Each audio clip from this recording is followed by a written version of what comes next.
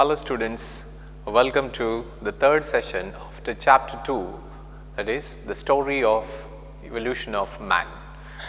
In this session, we will be discussing about the important factors in the human evolution. ಆತ್ಮೀಯ ವಿದ್ಯಾರ್ಥಿಗಳೇ, ಇತಿಹಾಸ ತರಗತಿಗೆ ಆತ್ಮೀಯ ಸ್ವಾಗತ. ಇದು ಎರಡನೇ ಪಾಠದ ಮೂರನೇ ಭಾಗದಲ್ಲಿ ನಾವು ಇವತ್ತು ಭಾಗವನ್ನು ಅಧ್ಯಯನ ಮಾಡಲಿಕ್ಕಿದ್ದೇವೆ. ಈ ಭಾಗದಲ್ಲಿ ಮಾನವ ವಿಕಾಸದ ಮೇಲೆ ಪರಿಣಾಮ ಬೀರುವ ಪ್ರಮುಖ ಅಂಶಗಳ ಕುರಿತು ಚರ್ಚಿಸಲಿಕ್ಕಿದ್ದೇವೆ. The first topic that we will be discussing is about the climatic change.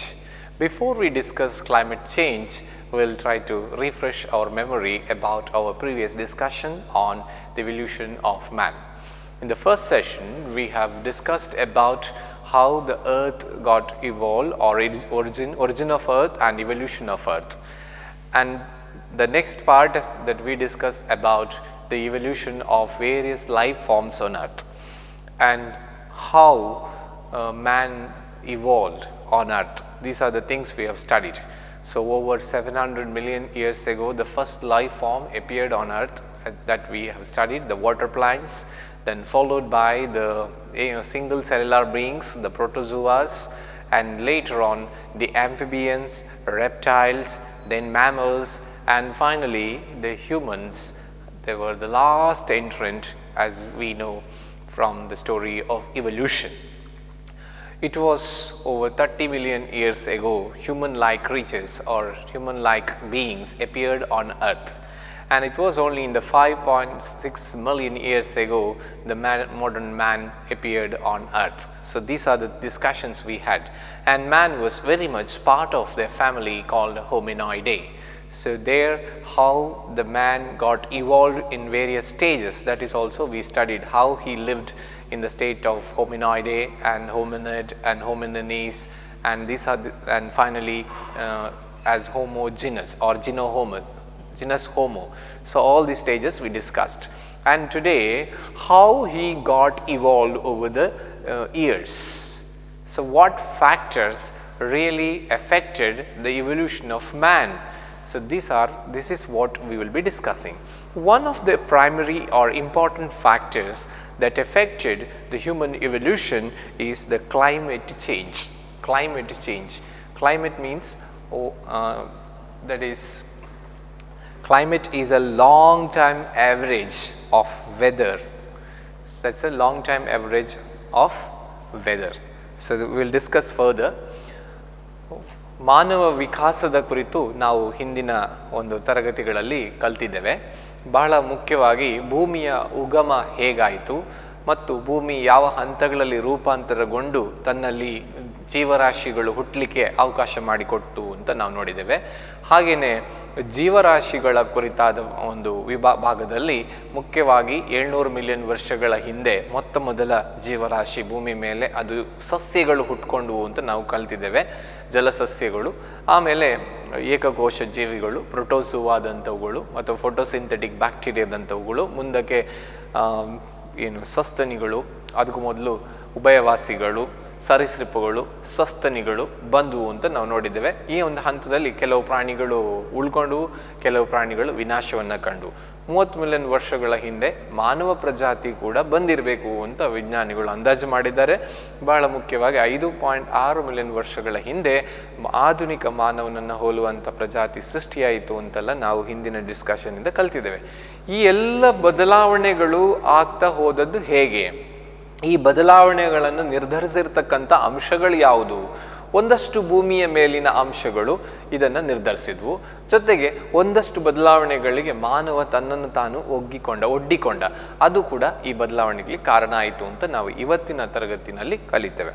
So will be discussing a topic called climate change. The changing cycles of climate and weather have greatly affected human evolution to a large extent. One of the primary factor or the main factor that affected the human evolution was climate and weather. So climate and weather has greatly affected, and over 6 to 8 million years ago Earth has generally seen the cooling trends marked by recurring ice ages. Over 6 to 8 million years ago, Earth was witnessing cooling trends. Earth was cooling. So, in the process of cooling, Earth witnessed ice ages. So, this number of the Earth has virtually become a part of ice or covered with the ice. Such situation or state of Earth existed over 6 to 8 million years ago. Onset of ice age around 2.5 million years ago covered the most part of Earth with the snow, and there were major changes in the climate. By 2.5 million years ago, Earth witnessed the ice age. So, the result was it had a serious effect on climate, particularly effect on climate and vegetation that got affected. How they got affected, we will discuss. The cooling and drying conditions led to the contraction of forest. One important change that we need to know is that the Earth was witnessing cooling trends and followed by ice age. Earth was witnessing cooling trends over 6 to 8 million years ago, and by 2.5 million years ago, when I write MYA, it means million years ago. By 2.5 million years ago, Earth witnessed the ice age. This ice age had serious impact on the climate and on vegetation, particularly the contraction of forest.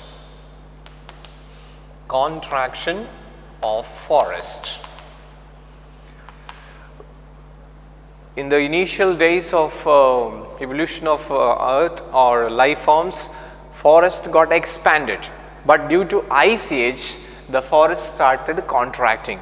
The contraction of forest led to the formation of plains or expansion of plains, grasslands and deserts. They all got created. The emergence of plains, grasslands and deserts was mainly due to the contraction of forest, and ultimately it led to the increased competition. Among animals and plants for procuring food. Animals and plant kingdoms competed to have their meal, just because the density of forest has come down, the number of trees has come down, the fruit bearing trees have really collapsed. So, result was there is a scarcity of food. Both animal and the plant kingdom suffered due to lack of food. This is mainly due to the ice age. The ice age or glacial age induced early humans to wear animal skin to keep himself warm, and this is very important fact. During the ice age, the early humans wore the animal skin to keep himself warm, and this is an important adaptation by early humans, because this adaptation has helped him to survive. And some of the human species or some of the other species of animals which could not adjust to this changing trends of climate have got extincted. Many new species which could not adjust with the changing climatic conditions got extincted, which has also helped some emergence of some new species of animals, and the species which emerged during the ice age, they got survived and their species started evolving. This also happened. I can give an example. There was a species of humans that is called Australopithecus. Australopithecus species which failed to adjust with the changing climatic trends, and that species got extincted. This human-like species got extincted just because it could not adjust with the changing climatic trends. But at the same time, Homo habilis is another species of man, or another human species, which was able to make necessary adjustment to the changing climatic trends, succeeded. So this has existed or survived,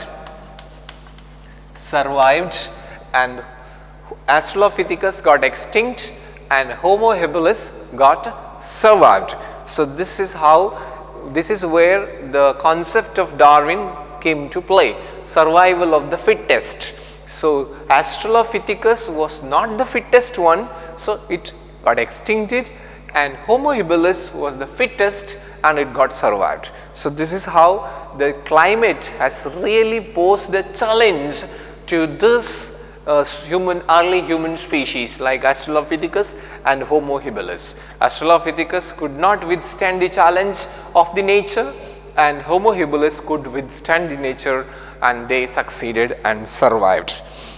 The last ice age was witnessed by the earth was over 20,000 years ago. Hence, it was Earth's climate that triggered a number of changes in various species for survival. Today, we are living in a time that is relatively warm when compared to 6 to 8 million years ago. So the weather and climate of the earth has played an important role in the origin and evolution of and also extinction and existence of human species. So this is what the climate change. ವಾಯುಗುಣದ ಬದಲಾವಣೆ ಇದು ಮನುಷ್ಯನ ವಿಕಾಸದಲ್ಲಿ ಬಹಳ ಪ್ರಭಾವವನ್ನು ಬೀರಿರ್ತಕ್ಕಂಥ ಒಂದು ಅಂಶ. ಸುಮಾರು 6ರಿಂದ 8 million ವರ್ಷಗಳ ಒಂದು ಅವಧಿಯಲ್ಲಿ ಭೂಮಿಯು ತಣ್ಣಗಾಗುವ ಒಂದು ವಾತಾವರಣವನ್ನು, ಒಂದು ವಾಯುಗುಣವನ್ನು ಹೊಂದಿತ್ತು. ಭೂಮಿ ತಣ್ಣಗಾಗುವ ಪ್ರಕ್ರಿಯೆಗೆ ಒಳಗಾಗ್ತಾ ಇತ್ತು. ಆ ತಣ್ಣಗಾಗುವ ಪ್ರಕ್ರಿಯೆ ತೀವ್ರತೆಯನ್ನು ಪಡೆಯಿತು. ಸುಮಾರು 2.5 ಮಿಲಿಯನ್ ವರ್ಷಗಳ ವ್ಯಾಪ್ತಿಯಲ್ಲಿ ಭೂಮಿಯ ಮೇಲೆ ಒಂದು ರೀತಿಯ ಶೀತಯುಗ ಕಂಡುಬಂತು. ಈ ಶೀತಯುಗ ಸೃಷ್ಟಿಯಾದ ಪರಿಣಾಮ ಏನಾಯಿತು ಅಂತ ಹೇಳಿದ್ರೆ, ಅರಣ್ಯ ನಾಶ ಸಂಭವಿಸಿತು, ಅರಣ್ಯಗಳು ಸಂಕುಚಿತಗೊಳ್ಳಲಾರಂಭಿಸಿದವು. ಅರಣ್ಯ ಸಂಕುಚಿತಗೊಂಡ ಪರಿಣಾಮ ಭೂಮಿಯ ಮೇಲೆ ಬಯಲುಗಳು, ಹುಲ್ಲುಗಾವಲುಗಳು ಮತ್ತು ಮರುಭೂಮಿಗಳ ಸೃಷ್ಟಿಯಾಯಿತು. ಈ ಥರದ ಒಂದು ಅರಣ್ಯ ನಾಶದ ಒಂದು ದೊಡ್ಡ ಪರಿಣಾಮ ಏನಪ್ಪ ಅಂದರೆ, ಪ್ರಾಣಿಗಳ ನಡುವೆ ಮತ್ತು ಸಸ್ಯಗಳ ನಡುವೆ ಆಹಾರ ಉತ್ಪಾದನೆಗಾಗಿ ಅಥವಾ ಆಹಾರವನ್ನು ಕಂಡುಕೊಳ್ಳುವುದಕ್ಕಾಗಿ ಸ್ಪರ್ಧೆ ಏರ್ಪಟ್ಟಿತು. ಮತ್ತು ಈ ವಾಯುಗುಣದ ಬದಲಾವಣೆ ಒಂದು ದೊಡ್ಡ ಒಂದು ಸವಾಲನ್ನೇ ಮಾನವ ಪ್ರಜಾತಿಯ ಮೇಲೆ ಒಡ್ಡಿತು ಅಂತ ನಾವು ಹೇಳ್ಬೋದು. ಕೆಲವೊಂದು ಮಾನವ ಪ್ರಜಾತಿಗಳು ಈ ಬದಲಾವಣೆಗೆ ಹೊಂದಿಕೊಳ್ಳಲಿಕ್ಕೆ ಸಾಧ್ಯ ಆಗಲಿಲ್ಲ, ಅವು ನಾಶವನ್ನು ಕಂಡು. ಯಾವ ಪ್ರಜಾತಿಗೆ ಬದಲಾಗುವ ವಾಯುಗುಣಕ್ಕೆ ಹೊಂದಾಣಿಕೆ ಮಾಡಿಕೊಳ್ಳಲಿಕ್ಕೆ ಸಾಧ್ಯವಾಯಿತು, ಆ ಪ್ರಜಾತಿ ಮುಂದುವರಿಯಿತು. ಇಲ್ಲಿ ಉದಾಹರಣೆಯಾಗಿ ಹೇಳೋದಾದರೆ, ಮಾನವ ಪ್ರಜಾತಿಗಳಲ್ಲಿ ಒಂದಾದ ಆಸ್ಟ್ರಲೋಪಿಥಿಕಸ್ ಸ್ಪೀಶಿ ಅಥವಾ ಪ್ರಭೇದ, ಅದಕ್ಕೆ ಹೊಂದಾಣಿಕೆ ಮಾಡಿಕೊಳ್ಳಲಿಕ್ಕೆ ಸಾಧ್ಯ ಆಗಲಿಲ್ಲ, ಅದು ವಿನಾಶವನ್ನು ಕಂಡಿತು, ಇಟ್ ಗಾಟ್ ಎಕ್ಸ್ಟಿಂಕ್ಟೆಡ್. ಅದೇ ರೀತಿ ಹೋಮೋ ಹೆಬಿಲಿಸ್ ಅನ್ನುವ ಮಾನವ ಪ್ರಜಾತಿಗೆ ಈ ವಾಯುಗುಣದ ಬದಲಾವಣೆಗೆ ಹೊಂದಾಣಿಕೆ ಮಾಡಿಕೊಳ್ಳಲಿಕ್ಕೆ ಸಾಧ್ಯ ಆಯಿತು, ಅದು ಬದುಕಿಕೊಂಡಿತು, ಅದರ ಸ್ಪೀಶಿ ಮುಂದುವರಿಯಿತು. ಇದರಲ್ಲಿ ಬಹಳ ಮುಖ್ಯವಾಗಿ ಹಲವಾರು ಪ್ರಜಾತಿಗಳಲ್ಲಿ ಕೆಲವೊಂದು ಪ್ರಜಾತಿಗಳು ಪ್ರಾಣಿಯ ಚರ್ಮವನ್ನು ತಮ್ಮ ಮೈಗೆ ಸುತ್ತಿಕೊಂಡು ತಮ್ಮನ್ನು ಬೆಚ್ಚಗೆ ಇಟ್ಟುಕೊಂಡು ಈ ಶೀತಯುಗದಲ್ಲಿ ಬದುಕುವುದು ಹೇಗೆ ಅನ್ನೋದನ್ನು ಕಂಡುಕೊಂಡು, ಹಾಗಾಗಿ ತಮ್ಮ ರಕ್ಷಣೆಯನ್ನು ಮಾಡಿಕೊಂಡು ಜೀವವನ್ನು ಉಳಿಸ್ಕೊಂಡು ಮತ್ತು ಅವುಗಳ ವಿಕಾಸ ಪ್ರಕ್ರಿಯೆಗೆ ತಮ್ಮನ್ನು ತಾವು ತೆರೆದುಕೊಂಡು. ಹಾಗಾಗಿ ಮಾನವ ವಿಕಾಸದಲ್ಲಿ ವಾಯುಗುಣ ಬಹಳ ಮಹತ್ವದ ಪ್ರಭಾವವನ್ನು ಬೀರ್ತದೆ ಅನ್ನೋದನ್ನು ನಾವು ಗಮನದಲ್ಲಿ ಇಟ್ಕೊಳ್ಬೇಕು. ಕಳೆದ 6ರಿಂದ 8 ಮಿಲಿಯನ್ ವರ್ಷಗಳಿಗೆ ನಾವು ಹೋಲಿಸಿ ನೋಡಿದಾಗ ಪ್ರಸ್ತುತ ಏನು ನಾವು ಈಗ ವಾಸಿಸುವಂಥ ಸಂದರ್ಭ ಏನಿದೆ ಇದು ಈಗ ಹವಾಗುಣ ತುಂಬ ಬೆಚ್ಚನೆ ಇದೆ, ಮಾನವ ವಿಕಾಸಕ್ಕೆ ತುಂಬ ಯೋಗ್ಯವಾಗಿದೆ ಅಂತ ಹೇಳೋದನ್ನು ಕೂಡ ನಾವು ಇಲ್ಲಿ ಕಂಡುಕೊಳ್ಬೇಕು. ನಾವು ಇನ್ನು ಮುಂದೆ ನಾವು ಚರ್ಚಿಸಬೇಕಾದಂಥ ವಿಷಯ, that is next point that we will be discussing is growth in brain size. Second point that we will be discussing is growth in brain size. ಮಿದುಳಿನ ಗಾತ್ರದಲ್ಲಾದ ವೃದ್ಧಿ. ಮಾನವ ವಿಕಾಸದಲ್ಲಿ ಹವಾಗುಣ ಎಷ್ಟು ಪ್ರಾಧಾನ್ಯತೆಯನ್ನು ಪಡೆದಿದೆಯೋ ಅಷ್ಟೇ ಪ್ರಾಧಾನ್ಯತೆಯನ್ನು ಮಾನವನ ಮಿದುಳಿನಲ್ಲಾದ ವೃದ್ಧಿಯು ಕೂಡ ಕಾರಣ ಅಂತ ವಿಜ್ಞಾನಿಗಳು ಕಂಡುಕೊಂಡಿದ್ದಾರೆ. ಸೊ ಆ ವಿಷಯವನ್ನು ನಾವೀಗ ಚರ್ಚೆ ಮಾಡುವಂಥದ್ದು. The human species evolved a larger and complex brain due to the environmental challenges they faced. And we see what are the challenges that environment has posed to the humans. So therefore, these challenges has forced the humans to have a complex brains, larger and complex brains. So due to environmental challenges, humans possessed or human species evolved a larger and complex brains. Larger and complex. So why there was a increase in the size of the brain of man? It is because of the environmental challenge that has posed man to have larger and complex brain size. They have to survive against physically powerful animals. It was necessary for man to protect himself from the predators, and therefore to keep himself safe he had to survive, and therefore he need higher support from the brain to save. He need to learn the techniques to make necessary adjustment to defend himself. So therefore where brain comes into play. So the growth in the size of brain is a must. Now see, let's analyze how the growth of the brain has actually happened. Among the species called Homo habilis, Homo habilis is one of the species which was successful species that has withstood the ravages of the Ice Age. It had the brain size of 600 cc, 600 cc, cubic centimeter. When I am saying cc, it is cubic centimeter. The Homo habilis species had the brain size of 600 cc. This was slightly larger than that of the chimpanzee. Even chimpanzee had the brain size nearing up to 400 to 500 cc, but the Homo habilis had the brain size of 600 cc, which is slightly larger than chimpanzees. Next is another important species that I will be discussing is Homo erectus. This species of an human has a brain size of 800 cc to 1100 cc, 1100 cc. Then another important human species that is called Neanderthal man. He was a first cave dweller, Neanderthal man. This Neanderthal man had the brain size of 1200 cc to 1900 cc. And finally, the Homo sapiens. Homo sapiens are the modern wise man. We people, we may say like that. Modern wise man of today has the brain size of 1400 cc. Now dear students, look into the board and you can see Homo habilis, one of the earliest human species, had the brain size of 600 cc. Homo erectus had the brain size of 8, ranging from 800 to 1100 cc. Neanderthal man had 1200 cc to 1900 cc, and finally the Homo sapiens of today has the brain size of in and around 1400 cc. Now you can see there is a shift. So why this changes? As the years passed by, the change in the size of the brain can be seen. Once it was lesser, and again it started growing and reached at a point, and again it further grown to 1900 cc at the stage of Neanderthal man. But finally when it comes to Homo sapiens, it was got just restricted to 1400 cc. Perhaps this may be the most ideal brain size for the human to exist and or survive. Therefore, the brain size of modern man, that is Homo sapiens, is 1400 cc. So you should keep this in mind. So this is how we traced the growth in the brain size.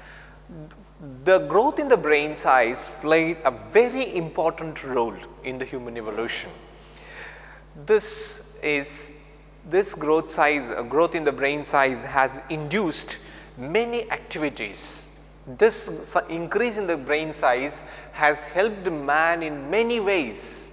They were like the improved vision. As brain size improved, it also improved the vision of a man. The vision of man got improved. Then second one is upright posture.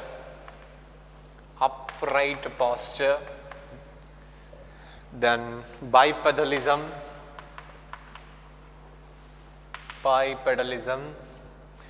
tool making,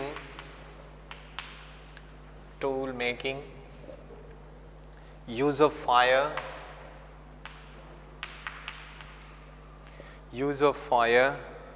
planned and skilled hunting,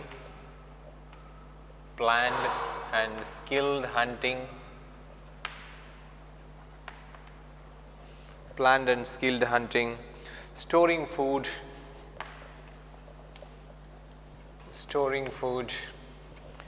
and finally important one is language. Dear students, look into the board, and these are the virtues of growth in the brain size. These are the benefits that man had by the growth in the brain size, and that is improved vision. Since his brain size had grown, he could have better vision than earlier. Then he can upright posture, he can stand up properly. Then bipedal motion, he can walk or run through 2 feet, and he can make tools necessary for hunting and for his living. That is also possible. And he learned how to use fire to cook, then to make tools, then planned and skilled hunting, and finally the storing of food, and also the language, use and utility of having learned using language, all learned by man. It's because of growth in the brain size. So growth in the brain size had induced man to have all these activities, or helped him to gain knowledge about this. So this is what an important, so growth in the brain size is an important factor in the evolution of man. ಮಾನವ ವಿಕಾಸದಲ್ಲಿ ಮಿದುಳಿನ ಗಾತ್ರದ ವೃದ್ಧಿ ಕೂಡ ಬಹಳ ಮುಖ್ಯವಾದ ಪಾತ್ರವನ್ನು ವಹಿಸಿದೆ. Environmental challenges ಅಂದರೆ ನಮ್ಮ ಪರಿಸರ ಒಡ್ಡಿದಂಥ ಸವಾಲುಗಳನ್ನು ಮೆಟ್ಟಿ ನಿಂತು ತಾನು ಬದುಕಿ ಉಳಿಬೇಕು ಅಂತಾದರೆ ಮನುಷ್ಯನಿಗೆ ಖಂಡಿತವಾಗಿಯೂ ಅವನ ಬುದ್ಧಿಶಕ್ತಿ ಅಗತ್ಯ ಇದೆ. ಬುದ್ಧಿಶಕ್ತಿಯ ಕೇಂದ್ರ ನಾವು ಮಿದುಳು ಅಂತ ಭಾವಿಸ್ತೇವೆ. ಹಾಗಾಗಿ ಮಿದುಳಿನ ವೃದ್ಧಿ ಅವನಿಗೆ ಬಹಳ ಮುಖ್ಯ ಆಗಿತ್ತು. ಹಾಗಾಗಿ ಸಂದರ್ಭಕ್ಕೆ ಅನುಗುಣವಾಗಿ ದೊಡ್ಡ ಗಾತ್ರದ ಮತ್ತು ಬಹಳ ಸಂಕೀರ್ಣವಾದ ಮಿದುಳಿನ ಗಾತ್ರವನ್ನು ಮನುಷ್ಯ ಹೊಂದುತ್ತಾ ಬಂದ. ಉದಾಹರಣೆಗೆ ನಾವು ಅದನ್ನು ನೋಡ್ಬೋದು, ಇದನ್ನು ನಾವು ಇಲ್ಲಿ ತಿಳ್ಕೊಳ್ಬೋದು. ಹೋಮೋ ಹಿಬಿಲಿಸ್ ಎಂಬ ಪ್ರಜಾತಿಗೆ 600 ಘನ ಸೆಂಟಿಮೀಟರ್ ಅಥವಾ QCCಯಷ್ಟು ಮಿದುಳಿನ ಗಾತ್ರ ಇತ್ತು. ಹೋಮೋ ಎರೆಕ್ಟಸ್ಗೆ 800ರಿಂದ 1100 cc ವರೆಗಿನ ಮಿದುಳಿನ ಗಾತ್ರ ಇತ್ತು. ನಿಯಾಂಡರ್ತಲ್ ಮ್ಯಾನ್ಗೆ 1200ರಿಂದ 1900 ವರೆಗೆ ಇತ್ತು. ಮತ್ತು ಹೋಮೋಸೆಪಿಯನ್ ಅಂದರೆ ಇವತ್ತಿನ ಆಧುನಿಕ ಮನುಷ್ಯ, ಅವನ ಮಿದುಳಿನ ಗಾತ್ರ 1400 cc ಅಷ್ಟಿತ್ತು. ಸೊ ಇದರಿಂದ ನಾವು ಏನು ತಿಳ್ಕೊಳ್ಬೇಕು ಅಂದರೆ, ಒಂದು ಆರಂಭದ ಹಂತದಲ್ಲಿ ವಿಕಾಸ ಪ್ರಕ್ರಿಯೆ ಆರಂಭದ ಹಂತದಲ್ಲಿ ಮಾನವನ ಮಿದುಳಿನ ಗಾತ್ರ ಸಣ್ಣದಿತ್ತು. ಆದರೆ ಪ್ರಕೃತಿ ಒಡ್ಡುವ ಸವಾಲಿಗೆ ಅವನಿಗೆ ಹೊಂದಾಣಿಕೆ ಮಾಡಿಕೊಂಡು ಅವನ ಜೀವವನ್ನು ಉಳಿಸಿಕೊಳ್ಳಬೇಕು ಅಂತಾದರೆ ಅವನ ಮಿದುಳಿನ ಗಾತ್ರದಲ್ಲಿ ವೃದ್ಧಿ ಆಗಲೇಬೇಕಾದ ಅನಿವಾರ್ಯತೆ ಇತ್ತು. ಹಾಗಾಗಿ ಅವನ ಮಿದುಳಿನ ಗಾತ್ರದಲ್ಲಿ ವೃದ್ಧಿಯನ್ನು ನಾವು ನೋಡ್ಬೋದು, ವೃದ್ಧಿಯನ್ನು ನೋಡ್ಬೋದು. ಅವನು ಹೋಮೋ ಇರೆಕ್ಟಸ್ ಅನ್ನುವ ಮನುಷ್ಯ ಪ್ರಜಾತಿಗಳ ಮಿದುಳಿನ ಗಾತ್ರ 800 cc-ಯಿಂದ 1100 cc ಅಷ್ಟರವರೆಗೂ ಇದ್ದದನ್ನು ಅಧ್ಯಯನಗಳು ತಿಳಿಯಪಡಿಸಿದೆ. ಹಾಗೆ ಇನ್ನಷ್ಟು ಕಾಲ ಬದಲಾವಣೆ ಆದಾಗ ನಿಯಾಂಡರ್ತಲ್ ಮ್ಯಾನ್ ಅಥವಾ ಜರ್ಮನಿಯಲ್ಲಿ ಸಿಕ್ಕಿದ ಮಾನವ ಒಂದು ಅವಶೇಷ, ಒಂದು ಪಳೆಯುಳಿಕೆ ಆಧಾರದಲ್ಲಿ ಹೇಳುದು, ಈ ನಿಯಾಂಡರ್ತಲ್ ಮಾನವನ ಮಿದುಳಿನ ಗಾತ್ರ ಬಹಳ ದೊಡ್ಡದಿತ್ತು ಅಂತ ಹೇಳ್ತಾರೆ. 1200ರಿಂದ 1900 cc-ವರೆಗೆ ಇತ್ತು. ಆದರೆ ಒಟ್ಟಾರೆಯಾಗಿ ನಾವು ಅದನ್ನು ಸರಾಸರಿ ತೆಗೆದು ಪ್ರಪಂಚದ ಸರಾಸರಿಯಲ್ಲಿ ನೋಡಿದರೆ ಆಧುನಿಕ ಮನುಷ್ಯ ಅಥವಾ ಹೋಮೋ ಸ್ಯಾಪಿಯನ್ಸ್ ಈಗ ಇರುವಂಥ ಮನುಷ್ಯರು, ಅವರ ಮಿದುಳಿನ ಗಾತ್ರ 1400 cc. ಅದರಲ್ಲಿ ರೇಂಜ್ ಕೊಡಲಿಲ್ಲ ನೋಡಿ. ಹಾಗಾಗಿ this may be the ideal, ಒಂದು ಸರಿಯಾದ ಒಂದು ಮಿದುಳಿನ ಗಾತ್ರವನ್ನು ಮನುಷ್ಯ ಹೊಂದಿದ, ಅದು 1400 cc ಅಂತ ಹೇಳ್ತಾರೆ. ಇಷ್ಟು ಒಂದು ಮಿದುಳಿನ ಗಾತ್ರದಲ್ಲಿ ಇಷ್ಟು ಹೆಚ್ಚಳ ಆಗಿ ಒಂದು ಹಂತಕ್ಕೆ ಬಂದು ನಿಂತಾಗ ಮನುಷ್ಯನಿಗೆ ಹಲವಾರು ಅನುಕೂಲಗಳು ಸಂಭವಿಸಿದ್ವು. ಅವುಗಳೇನು ಅಂತ ಹೇಳಿದ್ರೆ, ಇಂಪ್ರೂವ್ಡ್ ವಿಷನ್, ಅವನ ದೃಷ್ಟಿಯಲ್ಲಿ ಏನು ಸುಧಾರಣೆ ಉಂಟಾಯಿತು. ಹಾಗೆಯೇ ನೇರ ಅಂಗವಿನ್ಯಾಸವನ್ನು ಮನುಷ್ಯನಿಗೆ ಹೊಂದಲಿಕ್ಕೆ ಸಾಧ್ಯ ಆಯಿತು. ದ್ವಿಪಾದ ಚಲನೆಗೆ ಅವಕಾಶ ಸಿಕ್ಕಿತು. ತನಗೆ ಬೇಕಾದ ಸಲಕರಣೆಗಳನ್ನು ಮಾಡಿಕೊಳ್ಳಲಿಕ್ಕೆ ಅವನಿಗೆ ಸಾಧ್ಯ ಆಯಿತು. ಹಾಗೆ ಯೋಜನಾಬದ್ಧವಾದ ಬೇಟೆಗಳನ್ನು ಮಾಡಲಿಕ್ಕೆ ಕೂಡ ಮಿದುಳಿನ ಗಾತ್ರದ ವೃದ್ಧಿಯಿಂದ ಅನುಕೂಲ ಆಯಿತು. ಮತ್ತು ತನ್ನ ಜೀವನಕ್ಕೆ ಅವಶ್ಯಕತೆ ಇರುವಂತಹ ಆಹಾರ ಪದಾರ್ಥಗಳನ್ನು ಸಂರಕ್ಷಿಸಿ ಇಡುವುದು ಹೇಗೆ ಅನ್ನೋದನ್ನು ಕೂಡ ಅವನಿಗೆ ತಿಳ್ಕೊಳ್ಳಿಕ್ಕೆ ಸಾಧ್ಯ ಆಯಿತು.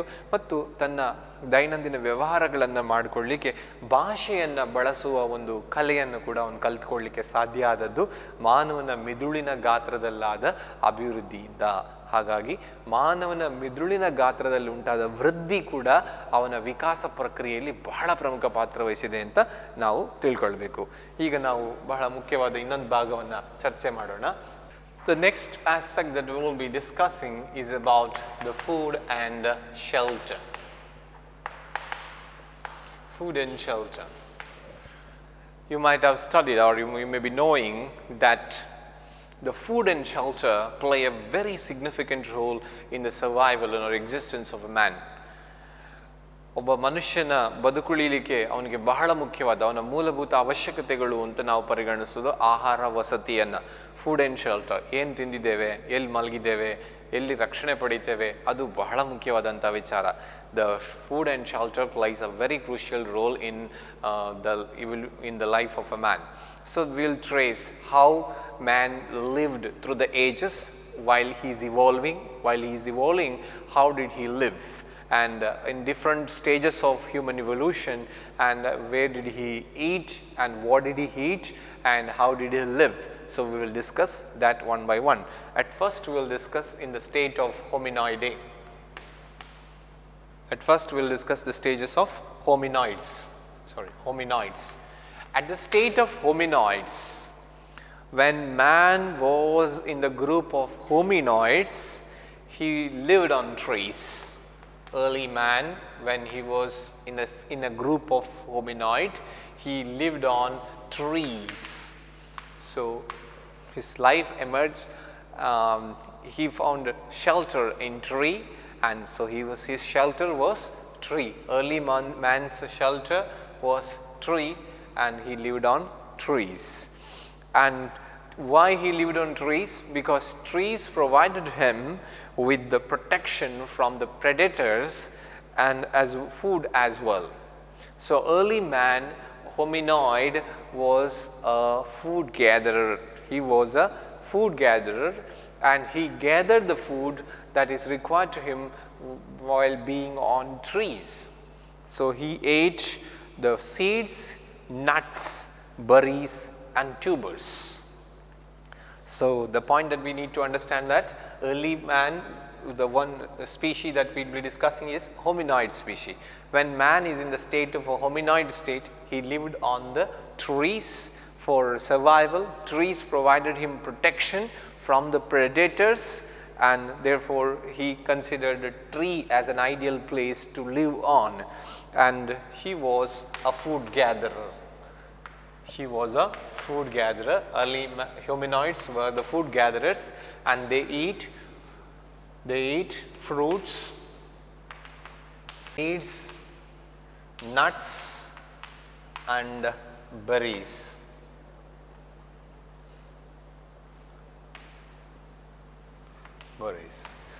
Now let's move on to hominids. Hominoid ಸ್ಥಿತಿಯಲ್ಲಿ ಮಾನವ ಇದ್ದಾಗ ಅವನು ಮರದ ಮೇಲೆ ವಾಸ ಮಾಡ್ತಿದ್ದ. ಮರವನ್ನೇ ಯಾಕೆ ಆಶ್ರಯಿಸಿದ ಅಂತ ಹೇಳಿದರೆ, ಮರದಲ್ಲಿ ಇರೋದು ಅವನಿಗೆ ತುಂಬ ಭದ್ರತೆಯನ್ನು ಒದಗಿಸಿತು. ಯಾಕಂದರೆ ತನ್ನನ್ನು ತಿನ್ನಬಹುದಾದಂತಹ ಪರಭಕ್ಷಕಗಳು, ಪ್ರೆಡೇಟರ್ಸ್ ಅಂತ ಹೇಳ್ತೀವಿ ಇಂಗ್ಲೀಷ್ನಲ್ಲಿ, ಅವುಗಳಿಂದ ರಕ್ಷಣೆ ಪಡೀಲಿಕ್ಕೆ ಮರ ಅವನಿಗೆ ಅತ್ಯಂತ ಸೂಕ್ತ ಸ್ಥಳವಾಗಿತ್ತು. ಹಾಗಾಗಿ ಮರದ ಮೇಲೆ ಅವನು ವಾಸವನ್ನು ಆರಂಭಿಸ್ತಾನೆ. ಅವನೊಬ್ಬ ಫುಡ್ ಗ್ಯಾದರರ್ ಅಂತ ಹೇಳ್ತೇವೆ, ಆಹಾರವನ್ನು ಸಂಗ್ರಹಿಸಿ ತಿನ್ನುವ ಪ್ರವೃತ್ತಿಯುಳ್ಳವನಾಗಿದ್ದ. ಹಾಗಾಗಿ ಮರದಲ್ಲಿ ಏನು ಆಹಾರ ತನಗೆ ಲಭ್ಯವಾಗ್ತಿತ್ತೋ ಅಂಥ ಆಹಾರಗಳನ್ನೇ ಅವನು ತಿಂತಾ ಇದ್ದ. ಮುಖ್ಯವಾಗಿ ಹಣ್ಣುಗಳು, ಬೀಜಗಳು ಅಥವಾ ಅದರ ತಿರುಳುಗಳು, ಇಂಥವುಗಳನ್ನು ಅವನು ಮುಖ್ಯವಾಗಿ ತಿಂತಾ ಇದ್ದ. ಒಂದು ವಿಷಯ ನಾವು ಸ್ಪಷ್ಟವಾಗಿ ತಿಳ್ಕೊಳ್ಬೇಕು, is not A meet eater. ಅವನೊಬ್ಬ ಮಾಂಸಾಹಾರಿ ಆಗಿರಲಿಲ್ಲ. ಆರಂಭದ ಮನುಷ್ಯ ಪ್ರಜಾತಿ ಹೊಮಿನಾಯ್ಡಲ್ಲಿ ಇದ್ದಾಗ ಅವನು ಮಾಂಸಾಹಾರಿ ಆಗಿರಲಿಲ್ಲ. ಸೊ ಇಷ್ಟು ವಿಷಯಗಳನ್ನು ನಾವು ಗಮನಿಸಬೇಕು. Let's move on to the next stage of human, that is called hominid state. Hominids. In the state of hominids, man began to adapt to the land. So earlier he was living on trees in the state of hominoids. When it comes to the state of hominid, he had to come onto the land. It was because of the environmental challenge that he faced. So environment has induced him to adapt to the land. What is the change? Because that is onset of ice age. Ice age has made the contraction of the forest and trees become scanty, and moving from one tree to another tree has become impossible. So therefore to move to another tree, he had to come down to the land and to climb up another tree. So in such circumstances he had to come onto the land. So that coming onto the land has become inevitable for hominid. So hominids came to the land and stayed on the land initially for a very brief period, but gradually their stay on the land has increased. And it become longer periods. Then they gradually adapted to land dwelling. So we should make it clear, this species gradually lived on land. So the hominoids lived on trees, but this hominids they lived on land. So we'll make it very clear, they lived on land. So it was the environmental challenges, it was the cooling trends of the earth or the ice ages has forced the hominids to come on the land, and gradually he become used to staying on land, and he began to live on land. They adapted to live on the lands. So these hominids began to live in caves. They started living in caves or in extended stone boulders.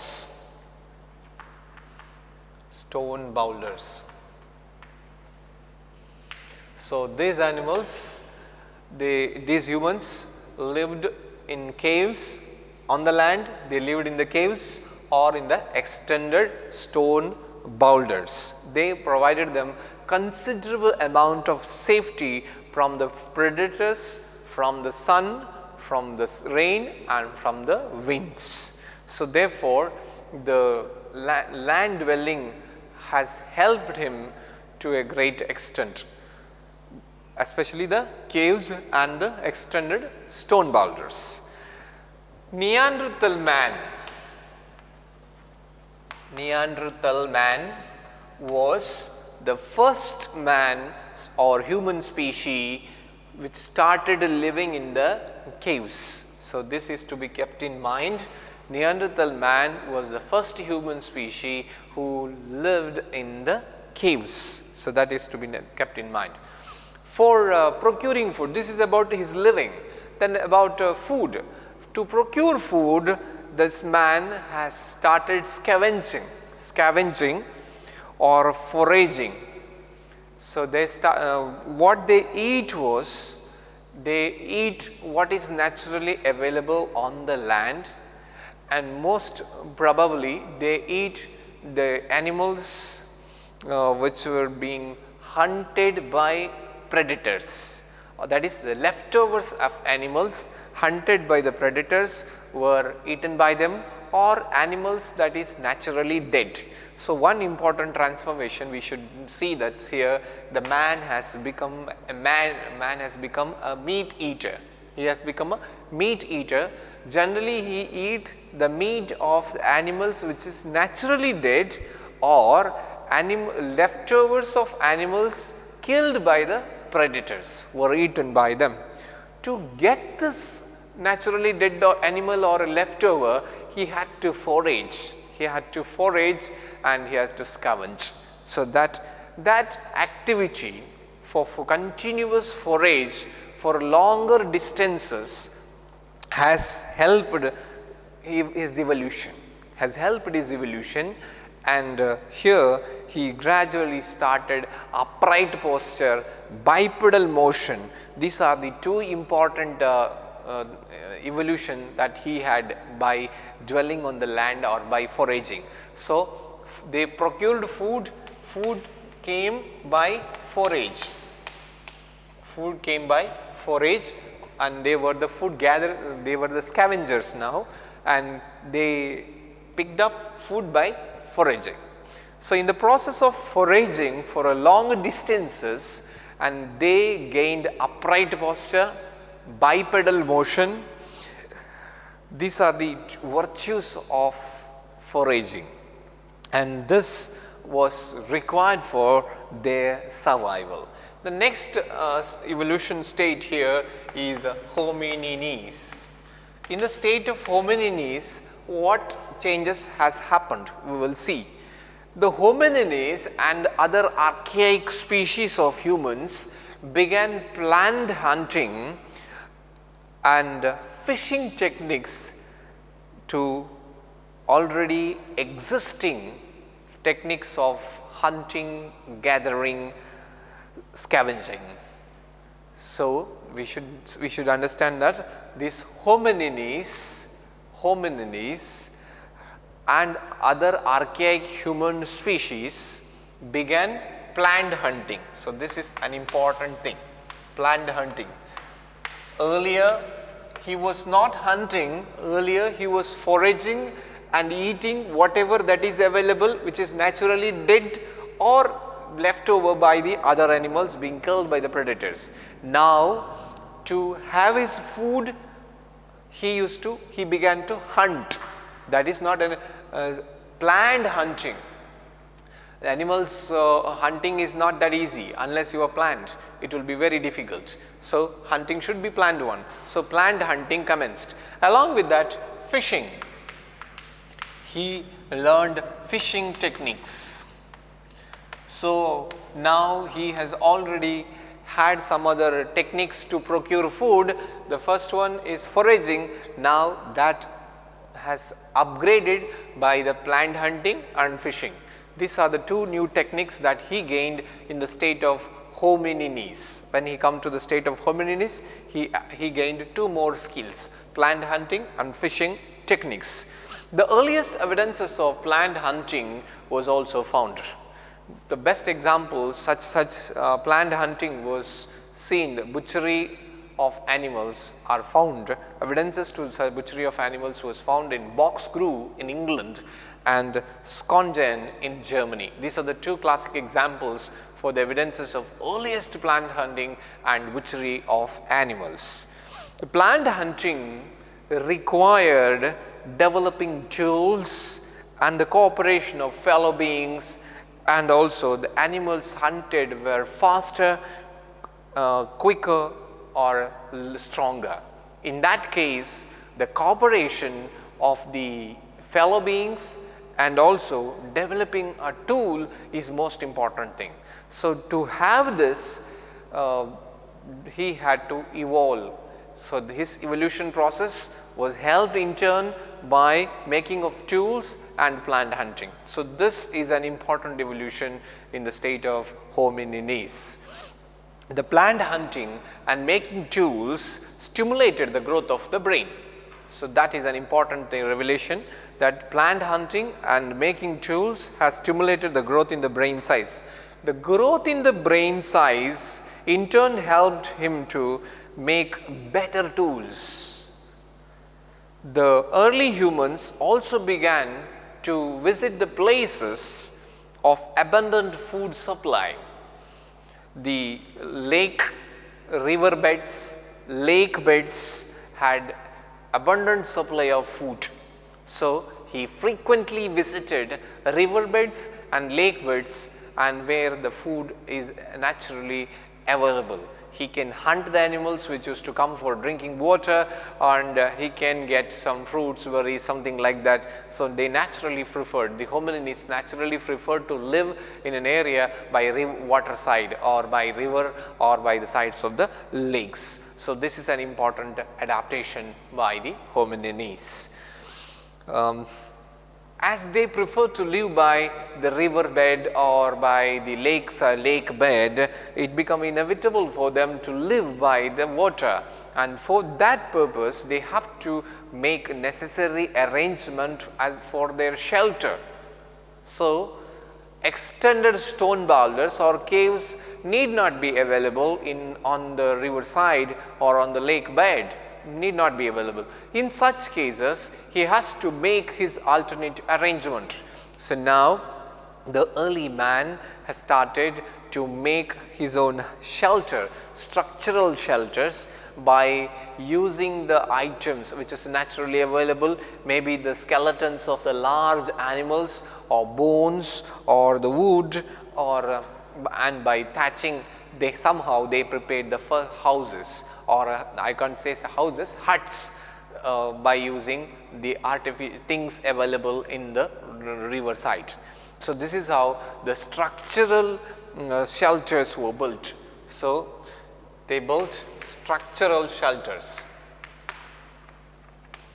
So, we can say that the hominins were the first species of humans which built structural shelters. These are the important aspects that of the food and shelter of the humans. The journey of human species, which commenced on the trees and continued in the cave dwelling and proceeded to structural shelters. So, this is an interesting change that happened in the evolution of man. So, now we will discuss it again. Hominoid ಸ್ಥಿತಿಯಲ್ಲಿ ಮಾನವ ಇದ್ದಾಗ ಮರದ ಮೇಲೆ ಅವನು ವಾಸವನ್ನು ಮಾಡ್ತಾ ಇದ್ದ ಮತ್ತು ಅವನೊಬ್ಬ ಆಹಾರವನ್ನು ಸಂಗ್ರಹಿಸುವವನಾಗಿದ್ದ. ಬಹಳ ಮುಖ್ಯವಾಗಿ ಮರದಲ್ಲೇ ಸಿಗುವಂಥ ವಸ್ತುಗಳನ್ನು ತಿಂದು ಬದುಕ್ತಾ ಇದ್ದ, ಹಣ್ಣುಗಳು ಅಥವಾ ಏನು ಬೀಜಗಳು ಇವುಗಳನ್ನು ತಿಂದು ಬದುಕ್ತಾ ಇದ್ದ. ಅವನೊಬ್ಬ ಮಾಂಸಾಹಾರಿ ಆಗಿರಲಿಲ್ಲ. ಅದೇ ಅವನು ಹೋಮಿನಿಡ್ ಹಂತಕ್ಕೆ ಬಂದಾಗ ಅವನು ನೆಲದ ಮೇಲೆ ಬಂದು ವಾಸಿಸಲಿಕ್ಕೆ ಶುರು ಮಾಡ್ತಾನೆ. ಯಾಕೆ ನೆಲದ ಮೇಲೆ ಬಂದು ವಾಸಿಸ್ತಾನೆ ಅಂತಂದರೆ, ಪ್ರಕೃತಿ ಅವನಿಗೆ ಒಡ್ಡಿದ ಅಂತಹ ಸವಾಲುಗಳಿಂದಾಗಿ ಅವನು ಹಾಗೆ ನೆಲದ ಮೇಲೆ ಬಂದು ವಾಸಿಸಬೇಕಾದ ಅನಿವಾರ್ಯತೆ ಸೃಷ್ಟಿಯಾಯಿತು. ಐಸೇಜ್ನ ಅಥವಾ ಶೀತಯುಗಗಳು ಸೃಷ್ಟಿಯಾದ ಪರಿಣಾಮ ಕಾಡು ಕಡಿಮೆ ಆಯಿತು, ಮರದಿಂದ ಮರಗಳ ನಡುವೆ ಅಂತರ ಬೆಳೆಯಿತು. ಹಾಗಾಗಿ ಒಂದು ಮರದಿಂದ ಇನ್ನೊಂದು ಮರಕ್ಕೆ ಹೋಗಬೇಕು ಅಂತಾದರೆ ಅವನು ನೆಲಕ್ಕೆ ಬರಲೇಬೇಕಾಯಿತು. ಆರಂಭದಲ್ಲಿ ನೆಲದಲ್ಲಿ ಸ್ವಲ್ಪ ಹೊತ್ತು ಅವನು ನಿಲ್ತಾ ಇದ್ದ. ಕ್ರಮೇಣ ನೆಲದ ಮೇಲಿನ ಅವನ ಇರುವಿಕೆಯ ಸಮಯದ ಅವಧಿ ಸುದೀರ್ಘಗೊಳ್ತಾ ಹೋಯಿತು. ಹೀಗೆ ಅವನು ನೆಲದ ಮೇಲಿನ ವಾಸಕ್ಕೆ ತನ್ನನ್ನು ತಾನು ಒಡ್ಡಿಕೊಂಡ ಅಥವಾ ಹೊಂದಾಣಿಕೆ ಮಾಡಿಕೊಂಡ. ನೆಲದ ಮೇಲೆ ಬಂದಾಗ ತನ್ನನ್ನು ತಾನು ರಕ್ಷಿಸಿಕೊಳ್ಬೇಕು ಅಂದರೆ ಅವನಿಗೊಂದು ವಸತಿ ವ್ಯವಸ್ಥೆ ಇರಬೇಕು. ಮುಖ್ಯವಾಗಿ ಮಾನವ ಸಹಜವಾಗಿ ಇರುವಂಥ ಕಲ್ಲು ಬಂಡೆಗಳ ಮರೆಗಳಲ್ಲಿ, ಸೆರೆಗಳಲ್ಲಿ ಅಥವಾ ಗುಹೆಗಳಲ್ಲಿ ವಾಸಿಸಲಿಕ್ಕೆ ಶುರು ಮಾಡ್ತಾನೆ. ಮೊದಲ ಬಾರಿಗೆ ಗುಹೆಯಲ್ಲಿ ಬದುಕಿದ ಮನುಷ್ಯ ಅಂದರೆ ನಿಯಾಂಡರ್ತಲ್ ಮನುಷ್ಯ ಅಂತ ಹೇಳ್ತಾರೆ. ಇದು ಜರ್ಮನಿಯಲ್ಲಿ ಸಿಕ್ಕಿದಂಥ ಒಂದು ಉದಾಹರಣೆ. ಹಾಗೆ ಆಹಾರಕ್ಕಾಗಿ ಅವನು ಅಲೆದಾಡ್ತಿದ್ದ. ಆಹಾರಗಳನ್ನು ಅರಸ್ತಾ ಇದ್ದ, ಅದಕ್ಕೆ ಹೋಗ್ತಾ ಇದ್ದ. ಇದಕ್ಕೆ ಫೊರೇಜ್ ಅಂತ ಹೇಳ್ತಾರೆ ಇಂಗ್ಲೀಷ್ನಲ್ಲಿ. ಸಹಜವಾಗಿ ಸಿಕ್ಕಿದ ಆಹಾರಗಳನ್ನು ತಿಂತಾ ಇದ್ದ, ಹಣ್ಣು ಹೇಗೂ ತಿಂತಾ ಇದ್ದ. ಜೊತೆಗೆ ಹೊಸದಾಗಿ ಈ ಹಂತದಲ್ಲಿ ಅವನಿಗೆ ಸೇರ್ಪಡೆ ಅಂತಂದರೆ ಸ್ವಾಭಾವಿಕವಾಗಿ ಸತ್ತ ಪ್ರಾಣಿಗಳನ್ನು ತಿಂತಾ ಇದ್ದ, ಅಥವಾ ಇನ್ಯಾವುದೋ ಪ್ರಾಣಿ ಬೇಟೆಯಾಡಿ ತಾನು ತಿಂದು ಬಿಟ್ಟುಳಿದದ್ದು ಲೆಫ್ಟ್ ಓವರ್ ಅಂತ ಹೇಳ್ತೀವಿ, ಈ ಲೆಫ್ಟ್ ಓವರ್ಗಳನ್ನು ತಿಂದು ಕೂಡ ಅವನು ಬದುಕ್ತಾ ಇದ್ದ. ಇದು ಅವನ ಹೋಮಿನಿಡ್ ಹಂತದಲ್ಲಿ. ಅದೇ ಅವನು ಹೋಮಿನಿನಿ ಹಂತಕ್ಕೆ ಬಂದಾಗ ಅವನ ಮಿದುಳಿನ ಗಾತ್ರದಲ್ಲೂ ವೃದ್ಧಿಯಾಯಿತು, ಜೊತೆಗೆ ಅವನು ತನ್ನ ಒಂದು ಸಾಮರ್ಥ್ಯವನ್ನು ಹೆಚ್ಚು ಮಾಡಿಕೊಳ್ತಾ ಹೋಗ್ತಾನೆ. ಮಿದುಳಿನ ಗಾತ್ರಕ್ಕೆ ಅನುಗುಣವಾಗಿ ತನ್ನ ಬುದ್ಧಿವಂತಿಕೆಯನ್ನು ಬಳಸಲಿಕ್ಕೆ ಶುರು ಮಾಡ್ತಾನೆ. ಈ ಹಂತದಲ್ಲಿ ಯೋಜನಾಬದ್ಧವಾದ ಬೇಟೆಯನ್ನು ಶುರು ಮಾಡ್ತಾನೆ ಮತ್ತು ಮೀನು ಹಿಡಿಯುವ ತಂತ್ರಗಾರಿಕೆಯನ್ನು ಕಂಡುಕೊಳ್ತಾನೆ. ಹಾಗಾಗಿ ಆಹಾರ ಸಂಗ್ರಹಣೆಯ ತಂತ್ರಗಳಲ್ಲೂ ಕೂಡ ಅವನಿಗೆ ಹೆಚ್ಚಳ ಅದನ್ನು ನಾವು ನೋಡ್ಬೋದು. ಆರಂಭದಲ್ಲಿ ಬರೀ ಸಿಕ್ಕಿದ್ದನ್ನು ತಿಂತಾ ಇದ್ದ, ಈಗ ಬೇಟೆಯಾಡಿ ಸ್ವತಃ ತನ್ನ ಆಹಾರವನ್ನು ತಾನೇ ಕಂಡುಕೊಳ್ಳುವಂಥ ಒಂದು ತಂತ್ರಗಾರಿಕೆಯನ್ನು ಅವನು ಕಲಿತುಕೊಂಡ. ಮೊತ್ತ ಬದಲಾಗಿ ಪ್ರಾಣಿಗಳ ಬಲಿ ಅಥವಾ ಪ್ರಾಣಿಗಳನ್ನು ಬೇಟೆಯಾಡಿ ಅವುಗಳನ್ನು ಕೊಂದದ್ದರ ಬಗ್ಗೆ ಉದಾಹರಣೆಗಳು, ಪ್ರಾಣಿ ವಧೆಯ ಉದಾಹರಣೆಗಳು ಆರಂಭದಲ್ಲಿ ನಮಗೆ ಸಿಗುವುದಂತ ಹೇಳಿದರೆ ಇಂಗ್ಲೆಂಡ್ನ ಬಾಕ್ಸ್ ಗ್ರೂವ್ನಲ್ಲಿ ಮತ್ತು ಜರ್ಮನಿಯ ಸ್ಕಾನ್ಜೆನ್ನಲ್ಲಿ ಇಂತಹ ಉದಾಹರಣೆಗಳನ್ನು ಸುಮಾರು ವರ್ಷಗಳ ಹಿಂದೆ ವಿಜ್ಞಾನಿಗಳು ಅದನ್ನು ಫೈಂಡ್ ಔಟ್ ಮಾಡಿದ್ದಾರೆ. ಅಷ್ಟು ಮಿಲಿಯನ್ ಗಟ್ಟಲೆ ವರ್ಷಗಳ ಹಿಂದೆ ಇಂತಹ ಒಂದು ಬೇಟೆಯ ಒಂದು ಉದಾಹರಣೆಯನ್ನು ನಾವು ನೋಡ್ಬೋದಾಗಿದೆ. ಆಮೇಲೆ ಯೋಜನಾಬದ್ಧವಾದ ಬೇಟೆಯನ್ನು ಮಾಡಬೇಕು ಅಂತಾದರೆ ಅದಕ್ಕೆ ಸೂಕ್ತವಾದ ಆಯುಧವನ್ನು ಮಾಡೋದು ಕೂಡ ಅನಿವಾರ್ಯ ಆಗಿತ್ತು. ಸೊ ಅಂತಹ ಒಂದು ಆಯುಧವನ್ನು ತಯಾರು ಮಾಡಿಕೊಳ್ಳೋದು, ಜೊತೆಗೆ ಒಬ್ಬನೇ ಒಂದು ತನಗಿಂತಲೂ ದೊಡ್ಡದಾದಂಥ ಒಂದು ವೇಗದಿಂದ ಓಡುವಂಥ ಪ್ರಾಣಿಯನ್ನು ಬೇಟೆಯಾಡೋದು ಕೂಡ ಸಾಧ್ಯ ಇರಲಿಲ್ಲ.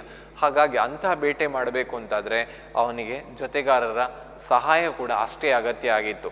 ಹಾಗಾಗಿ ಒಂದು ಯೋಜನಾಬದ್ಧವಾಗಿ ಜೊತೆಗಾರರ ಸಹಾಯದೊಂದಿಗೆ ಉತ್ತಮ ಆಯುಧಗಳೊಂದಿಗೆ ಬೇಟೆಯಾಡುವಂತಹ ಒಂದು ತಂತ್ರಗಾರಿಕೆಯನ್ನು ಹೋಮಿನಿನಿ ಹಂತದಲ್ಲಿ ಮಾನವ ಕಂಡುಕೊಳ್ತಾನೆ. ಹಾಗೆಯೇ ತನ್ನ ವಾಸಕ್ಕಾಗಿ ಸುಲಭವಾಗಿ ಮತ್ತು ಆಹಾರಕ್ಕಾಗಿ ಮತ್ತು ವಾಸಕ್ಕಾಗಿ ಸುಲಭವಾಗಿ ಆಹಾರಗಳು ಎಲ್ಲಿ ದೊರಕ್ತವೋ ಅಂತಹ ಸ್ಥಳಗಳನ್ನು ಅವನು ಆಯ್ದುಕೊಳ್ಳಲಿಕ್ಕೆ ಆರಂಭಿಸ್ತಾನೆ. ನದಿ ಕಣಿವೆಗಳು, ನದಿ ಕೊಳ್ಳಗಳು ಮತ್ತು ಕೆರೆಗಳು, ಅಂಥ ಸ್ವಾಭಾವಿಕವಾದ ಸರೋವರಗಳ ಸ್ಥಳಗಳನ್ನು ಅವನು ಹೆಚ್ಚು ಆಯ್ಕೆ ಮಾಡಲಿಕ್ಕೆ ಶುರು ಮಾಡ್ತಾನೆ. ಅಲ್ಲಿ ಬರುವ ಪ್ರಾಣಿಗಳನ್ನು ಬೇಟೆಯಾಡೋದು ಕೂಡ ಅವನಿಗೆ ಸುಲಭವಾಗಿತ್ತು. ಹಾಗಾದರೆ ಅಲ್ಲಿ ವಾಸಕ್ಕೆ ಎಲ್ಲ ಸಂದರ್ಭಗಳಲ್ಲಿ ಗುಹೆಗಳು, ಬಂಡೆಗಳು ಸಿಗ್ತದೆ ಅನ್ನೋದರ ಬಗ್ಗೆ ಯಾವುದೇ ಖಾತ್ರಿ ಇರಲಿಲ್ಲ. ಹಾಗಾಗಿ ತನ್ನ ವಾಸಕ್ಕೆ ಅನುಕೂಲವಾದಂತಹ ವಾಸಯೋಗ್ಯ ಕೇಂದ್ರಗಳನ್ನು ನಿರ್ಮಾಣ ಮಾಡುವ ಅನಿವಾರ್ಯತೆ ಅವನಿಗಿತ್ತು. ಹಾಗಾಗಿ ಅವನು ತನಗೇನು ಸ್ಟ್ರಕ್ಚರಲ್ ಶೆಲ್ಟರ್ಸ್, ತನಗೆ ಬೇಕಾದ ಒಂದು ವಸತಿಯನ್ನು ತಾನೇ ಮಾಡ್ಕೊಳ್ಳಿಕ್ಕೆ ಶುರು ಮಾಡ್ತಾನೆ. ಕಲ್ಲುಗಳು, ಮರದುಮ್ಮಿಗಳು, ಪ್ರಾಣಿಗಳ ಅಸ್ಥಿಪಂಜರ ಇವುಗಳನ್ನೆಲ್ಲ ಬಳಸಿಕೊಂಡು ತನಗೆ ಬೇಕಾದ ವಸತಿಯನ್ನು ಹೋಮಿನಿನಿ ಹಂತದಲ್ಲಿ ಮಾನವ ಮಾಡಿಕೊಂಡದನ್ನು ನಾವು ನೋಡ್ಬೋದು. ಹಾಗಾಗಿ ಆಹಾರಕ್ಕಾಗಿ, ವಸತಿಗಾಗಿ ಮಾನವ ತನ್ನ ವಿಕಾಸದ ಹಂತದಲ್ಲಿ ಹಲವು ಬಗೆಗಳನ್ನು ಅನುಸರಿಸಿದ ಅನ್ನೋದನ್ನು ನಾವು ಈ ಭಾಗದಿಂದ ಕಲ್ತ್ಕೊಳ್ಳಲಿಕ್ಕೆ ಸಾಧ್ಯ.